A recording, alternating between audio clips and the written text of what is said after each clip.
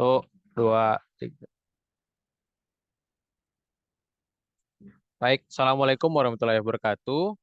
Selamat pagi, siang, sore, malam, Bu Yuli. Jadi di video kali ini kami akan mempresentasikan tugas LCA kami tentang Pet Battle. Nah, sebelumnya izinkan memperkenalkan diri, nama saya Fajar Arafi dengan NIM 139. Selanjutnya,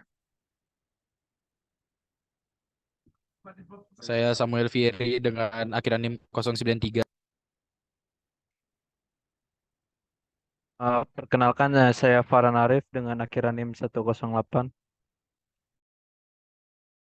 Perkenalkan, saya Muhammad Julian dengan akhirnya 102. baik, langsung masuk ke pembahasan studi kasus. Jadi untuk studi kasus OpenLCA kali ini adalah produksi botol minum PET. Nah, untuk studi kasus itu menempati produksi di Jerman. Nah, di sini di basis life cycle assessment-nya itu ada 3 case. Case pertama itu ketika botol air minumnya itu diproduksi dan dikonsumsi di Jerman. Case kedua itu ketika dia di proses pertama di China kemudian transport lewat Turki ke Jerman.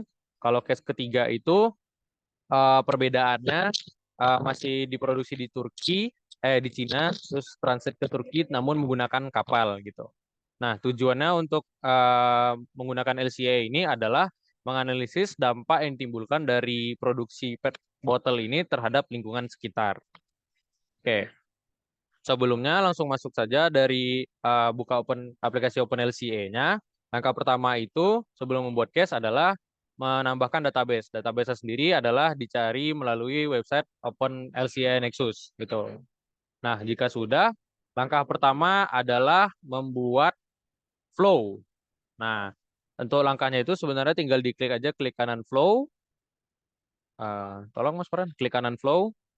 Nah, tinggal ditambahin new flow.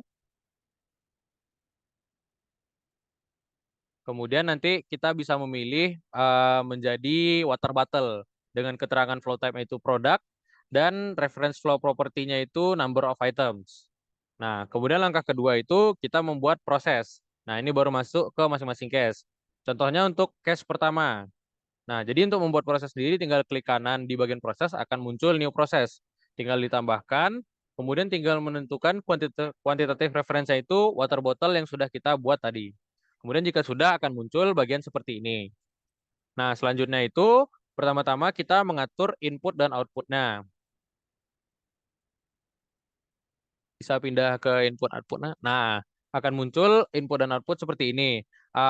Ketika baru dibuat ini harusnya kosong. Nah, jadi untuk menambahkannya tinggal klik kanan saja di bagian input, kemudian tinggal pilih flow yang diinginkan gitu.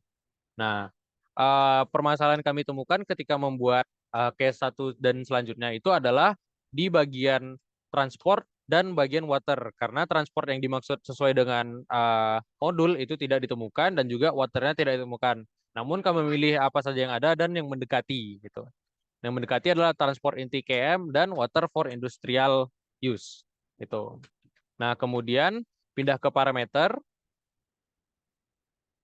Nah, untuk parameter sendiri kita isi seperti ini mengikuti modul. Nah, parameter ini digunakan nantinya untuk mengatur kembali di inputnya untuk menentukan satuannya gitu. Bisa kembali ke tab input. Nah, jadi kita mengaturkan inputnya itu di bagian amount-nya, serta kita juga mengatur unitnya seperti itu. Nah, jika sudah kita kembali ke general information. Nah, jika sudah, tinggal pencet create product system. Nah, untuk memunculkan bagan alir seperti ini. Nah, buka ke bagian model graph akan muncul bagan alir seperti ini. Nah, ini nanti gunanya akan digunakan untuk membuat report hasil dampak ketiga case-nya gitu. Sebelum melanjutkan, pindah dulu ke case 2 gitu. Lanjut ke case 2. Oke, selanjutnya untuk case 2 kurang lebih sama langkahnya. Untuk langkah yang pertama kita pencet klik kanan pada proses, maka akan munculnya proses karena berhubung sudah dibuat, maka setelah kita menambahkan case 2, maka akan tampilan awalnya seperti sama yang di langkah pertama tadi. Lalu setelah tampilan ini sudah muncul, maka langkah selanjutnya itu kita ke proses input output. Pada case 2 flow-nya tuh bisa dilihat seperti yang ada di gambar dengan mengubah mount dan unitnya. Untuk mount sendiri berbeda-beda. Ada yang WHDPE untuk polietilен dan unitnya itu kg kilogram. Dan setelah kita memasukkan flow pada input, lalu kita langkah selanjutnya ke parameter. Nah, untuk parameter pada case 2 ini kurang lebih sama seperti case 1. Kita memasukkan D1A dengan value 200.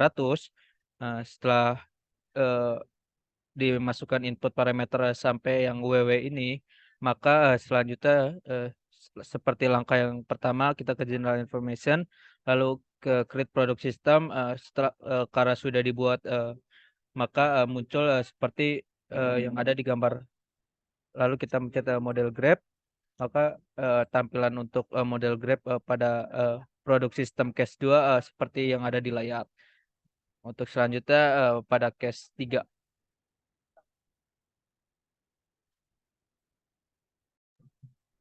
Untuk case 3 sendiri kurang lebih prosedurnya sama seperti proses-proses di case 1 dan case 2. Tinggal kita klik kanan dari proses, lalu klik menu new process. Lalu dari case 3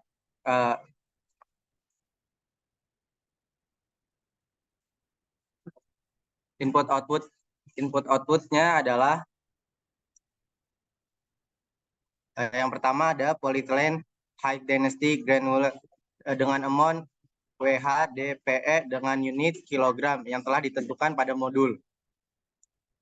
Lalu kita ke parameter dengan input parameter D1A dengan value 200 dan yang itu juga setelah ditentukan pada modul. Lalu kita kembali ke input dan output dengan mengatur output yaitu water bottle dengan amount 1, unitnya adalah item.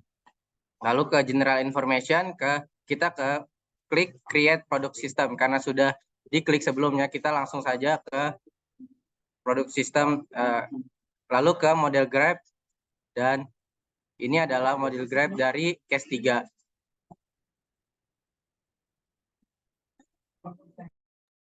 Baik, selanjutnya kita akan membuat project baru, di mana langkah pertama kita akan klik kanan pada project. Kemudian kita akan menambahkan project baru dengan nama pet bottle, sehingga nanti terampil seperti apa yang bisa dilihat. Untuk langkah pertama kita akan memasukkan produk apa aja yang akan di-compare, yaitu di sini ada case 1, case 2, dan case 3. Kemudian kita akan memasukkan parameter apa saja yang dibutuhkan, seperti WFB, WDHPE, WW, dan WPP. Kemudian setelah compare product system dan parameter dimasukkan, kita akan memilih impact assessment method yang digunakan, di mana pada modul ini metode yang digunakan adalah CML-IA non-baseline.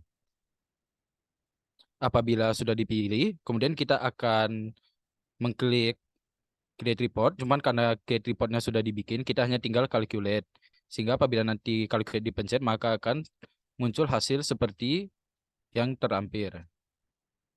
Nah, di sini kita dapat melihat hasil dari pet bottle, analisis LC pet bottle, di mana analisis ini menyediakan footprinting data dari hasil penilaian siklus hidup yang dapat digunakan untuk menilai dampak ekologis, kesehatan manusia dari bahan habis pakai terhadap lingkungan, baik itu dalam skala lokal, regional, dan global. Di sini kita bisa melihat bahwa untuk abiotic depletion dan abiotic depletion fossil fuels, untuk case 1, 2, dan 3 memiliki nilai minus 100 semua. Dan untuk parameter yang lain memiliki nilai bervarian antara 90-100% untuk parameter seperti acidification, eutrophication, freshwater equation ecotox, dan lain-lain hingga terrestrial ecotoxicity.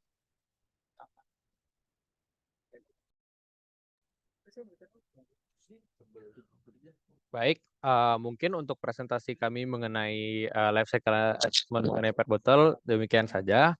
Mohon maaf bila ada salah kata. Kami pamit undur diri. Assalamualaikum warahmatullahi wabarakatuh.